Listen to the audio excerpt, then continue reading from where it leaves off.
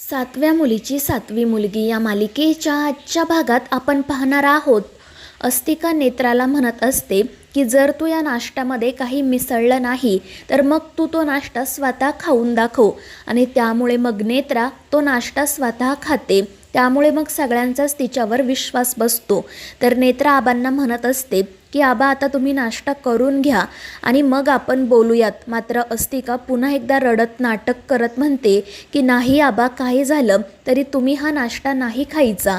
आणि मग ती तो नाश्ता सरळ डस्टबिनमध्ये टाकून देते आणि यामुळे सगळ्यांनाच धक्का बसतो.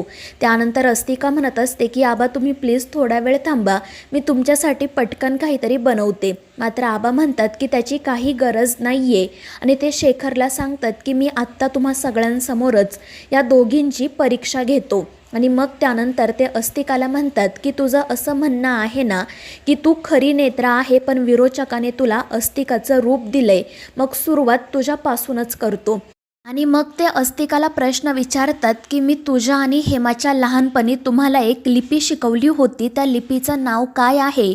मात्र अस्तिकाला त्या लिपीचं नाव काय आहे हे माहिती नसतं. पण तितक्यात तिला रुपालीचा आवाज ऐकू येतो. रुपाली त्या ठिकाणीच असते आणि ती मनातूनच अस्तिकाला सांगत असते मोडी लिपी. आणि मग अस्तिकासुद्धा आबांना सांगते की तुम्ही मला आणि हेमाला लहानपणी मोडी लिपी शिकवली होती. आणि ते ऐकून नेत्रा रागातच तिच्याकडे बघू लागते.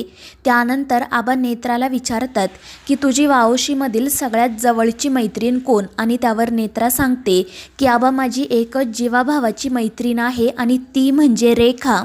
आणि त्यावर आबासुद्धा हो म्हणतात. आणि मग त्यानंतर ते अस्तिकाला विचारतात की वावशीमध्ये एक डोह आहे, त्या डोहाचं नाव काय? तर इकडून रुपाली अस्तिकाला सांगते काळा डोह. आणि मग अस्तिका तेच उत्तर आबांना सांगते. आणि मग त्यानंतर आबा नेत्राला विचारत की तुझी जीवाभावाची मैत्रीण रेखा आहेस असं तू म्हणालीस ना, मग सांग रेखाच्या लग्नाच्या वेळी तुला काय संकेत आला होता? आणि मग तो प्रश्न ऐकून रुपाली मनाशी म्हणते की बरं झालं या म्हाताऱ्याने हा प्रश्न नेत्राला विचारला, कारण कोण कुठली ती रेखा आणि तिच्या लग्नात या नेत्राला काय संकेत आला होता ते मलाही माहीत नाही. तर इकडे मग नेत्रा आबांना आणि इतर सगळ्यांना सांगू लागते की रेखाच्या लग्नाच्या वेळी मला संकेत आला होता आणि संकेतामध्ये एक बाशिंग आणि साडी नदीत बुडताना दिसत होते. मात्र ती साडी आणि बाशिंग कोणाचं आहे हे मला माहीत नव्हतं, पण त्यावेळी गावात फक्त रेखाचं लग्न होतं, त्यामुळे हे सगळं तिचंच आहे याची मला खात्री पटली. आणि मग त्यानंतर ती सांगते की लग्न लागल्यानंतर रेखा काळ्या डोहावर आली आणि तिने जीव देण्यासाठी डोहात उडी मारली, मात्र मला संकेत आल्यामुळे तिचा जीव वाचला. आणि त्यावर आबासुद्धा हो म्हणतात. तर इतर सगळ्यांनाही खात्री पटते की हीच आपली नेत्रा आहे. मात्र मग त्यानंतर आबा इकडे अस्तिकाला विचारतात की सांग तुझं आणि हेमाचं नातं कसं होतं? आणि मग त्यावर अस्तिका सांगू लागते की माझं हेमावर खूप प्रेम होतं, मात्र हेमाचं माझ्यावर प्रेम नव्हतं, ती फक्त माझा दुस्वास करायची. आणि तिचं ते उत्तर ऐकून नेत्रा म्हणते की नाही अबा, असं अजिबात नाही आहे, हेमाचंसुद्धा माझ्यावर खूप प्रेम होतं. मला मान्य आहे की तिची कधी कधी चिडचिड व्हायची, पण ती माझा कधीच दुस्वास करायची नाही. आणि नेत्राचं ते उत्तर ऐकून इकडे रुपाली अस्तिकावर खूप चिडते. तर इतर सगळेजणही संशयानेच अस्तिकाकडे बघत असतात. आणि मग त्यानंतर आबा अस्तिकाला विचारतात की तुझी आणि अद्वैत साहेबांची पहिली भेट कुठे झाली? आणि मग रुपाली अस्तिकाला सांगते की मी तुला त्या अपघाताबद्दल सांगितलं होतं ना, तेच तू सांग. आणि मग अस्तिका सांगते की अद्वैत साहेबांचा अपघात झाला होता आणि त्यावेळी मी सुद्धा त्याच ठिकाणी होते, मीच त्यांना हॉस्पिटलमध्ये घेऊन गेले होते, तीच आमची पहिली भेट. आणि त्यावर सगळेजण आश्चर्यानेच तिच्याकडे बघू लागतात. नेत्राला प्रश्न पडलेला असतो की या सगळ्या गोष्टी हिला कशा माहीत? आणि मग त्यानंतर आबा नेत्राला प्रश्न विचारतात की त्रिनयना देवीच्या मंदिराला किती पायऱ्या आहेत? त्यावर नेत्रा सांगते 152. लहानपणी जेव्हा तुम्ही मला घेऊन मंदिरात जायचा तेव्हा मी मोठमोठ्याने पायऱ्या मोजत वर जायचे. आणि त्यावर आबासुद्धा हो म्हणतात. त्यानंतर ते नेत्राला विचारतात की त्रिनयना देवीच्या मंदिराचं आणि आपलं काय नातं आहे? मंदिराचं पुजारी मी का आहे? आणि त्यावर नेत्रा सांगते वंश परंपरेने, कारण आपल्या कित्येक पिढ्या त्रिनयना देवी आईच्या मंदिरात पुजारी होत्या. आणि त्यावर आबासुद्धा हो म्हणतात. मग त्यानंतर ते अस्तिकाला विचारतात की हेमाने जेव्हा जीव सोडला तेव्हा ती काय म्हणाली होती. पण अस्तिकाला याबद्दल काहीच माहिती नसते. मात्र रुपाली तिला सगळं काही सांगते आणि मग हेमाने जीव सोडताना जो श्लोक म्हटलेला असतो तो अस्तिका आबांना सांगते आणि त्यामुळे मग सगळ्यांनाच धक्का बसतो.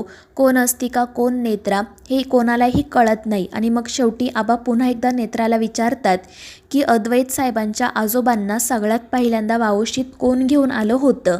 आणि त्यावर नेत्रा काही बोलणार इतक्यात तिला चक्कर येते आणि ती बेशुद्ध पडते. तर रुपाली हसतच हा सगळा प्रकार बघत असते. तिला आठवतं की जेव्हा केतकी उपमा बनवत होती तेव्हा तिला एक कॉल आलेला असतो आणि म्हणून ती बाहेर गेलेली असते आणि तीच संधी साधून रुपालीने त्या उपम्यामध्ये एक पावडर मिक्स केलेली असते आणि त्याचमुळे नेत्राला ही चक्कर आलेली असते. त्यानंतर डॉक्टर घरी येतात, नेत्राला चेक करतात. सगळेजण नेत्राजवळच असतात. आबांना नेत्राची खूप काळजी वाटत असते. तर केतकीसुद्धा घाबरलेली असते. ती डॉक्टरांना विचारत असते की काय झाले माझ्या नेत्राला. त्यावर डॉक्टर सांगतात की काळजी करण्यासारखं काही नाही, त्यांना अशक्तपणामुळे चक्कर आली आहे. त्यावर केतकी विचारते पण मग हॉस्पिटलमध्ये ॲडमिट करण्याची काही गरज नाही आहे ना. त्यावर डॉक्टर सांगतात नाही, पण जर तुम्हाला काही वाटलं तर मला कॉल करा, आपण काही ब्लड टेस्ट करू. आणि मग त्यानंतर त्या तेथून जातात. मात्र नेत्राकडे बघून अद्वैतला सतत ती हॉस्पिटलमध्ये होती तेव्हाचा प्रसंग आठवत असतो आणि तो काही न बोलताच तेथून बाहेर पडतो. तर दुसरीकडे अस्तिका रुपालीला म्हणत असते की त्या नेत्राला संपवणं जर एवढं सोपं होतं तर तुम्ही तिला आधीच मारून टाकायला हवं होतं. म्हणजे आपल्याला सगळ्यांना सांगता आलं असतं की जी मेली ती अस्तिका होती. मात्र रुपाली म्हणते की तू त्या बिंडोकांसोबत राहून बिंडोक झाली आहेस का गं. नेत्राला मारणं जर खरंच एवढं सोपं असतं तर मग मी तिला आधीच मारून टाकलं नसतं का. मी तिला दंश करायला सांगितलं तरी तिला काही झालं नाही. मी तिला इतके दिवस अन्न पाण्या वाचून त्या पेटीत बंद केलं पण तरीही ती जिवंत राहिली. आणि त्यावर अस्तिका खाली मान घालून म्हणते की माफ करा विरोचका, मी हे सगळं उत्सुकतेपोटी बोलत होते. तर रुपाली तिला सांगते तुझी उत्सुकता तुझ्याकडेच ठेव आणि जे काम सांगितलं आहे ते कर. आणि त्यावर अस्तिका हो म्हणत तेथून जाण्यासाठी निघते. पण तितक्यात अद्वैत ठिकाणी आलेला असतो. त्यामुळे ती घाबरून दरवाजाच्या पाठीमागे लपून बसते. तर मित्रांनो, या मालिकेच्या पुढील भागांच्या अपडेट्ससाठी आपल्या चॅनेलला सबस्क्राईब करा.